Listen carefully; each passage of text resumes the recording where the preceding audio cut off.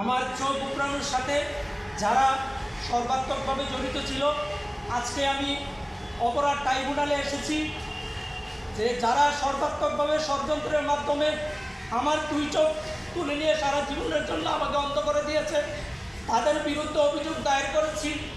আজকের এই দিনটি আমার জীবনে আসবে আমি কখনো কল্পনা করি নাই।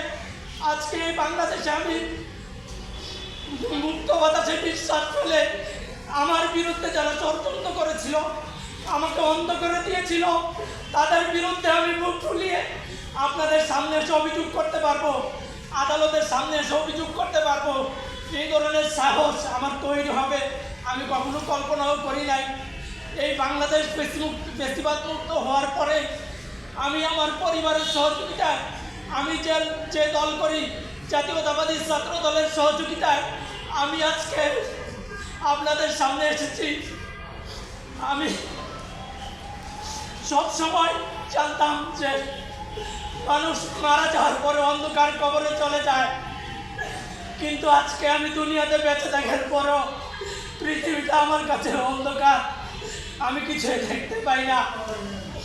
এই আমার না দেখার জন্য যারা দায়ী, আমি দেশবাসী, আমার প্রিয় দল জাতীয়তাবাদী দল বিএনপি, আপনারা যারা গণমাধ্যম কর্মী এবং দেশবাসীর কাছে আমি আমার সুষ্ঠু বিচার যেন পাই, আমি সকলের সহযোগিতা কামনা করি। কারণ আমি আর চোখের দৃষ্টিশক্তি ফিরে পাবো না, এটা নিশ্চিত হয়ে গেছে। ডাক্তাররা বলে দিচ্ছে আমাকে চোখ তোলার পরেও আমাকে বিনা চিকিৎসায় হসপিটালে ফেলে রাখছিল এবং আমাকে মিথ্যা মামলা দিয়ে, একটি সাজানো মারামারির মিথ্যা মামলা দিয়ে আমাকে জেলখানায়, আমি দীর্ঘদিন জেল কেটেছি এই চোখ তোলা অবস্থায়, কিন্তু ভাবি নাই কখনো বেঁচে ফিরে আসতে পারবো।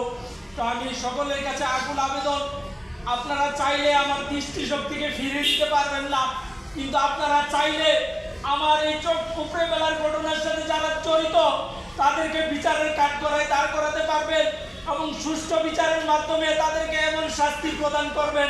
বিগত সময়ে এই বাংলাদেশের মাটিতে যারা বিভিন্নভাবে নির্যাতিত নিপীড়িত হয়েছে, আমার মতো অন্ধ হয়েছে, পঙ্গুত্ব বরণ করেছে, সকলের বিচার যেন এই বাংলাদেশের মাটিতে বাস্তবায়িত হয়, আমি আপনাদের কাছে সেই সহযোগিতা কামনা করছি।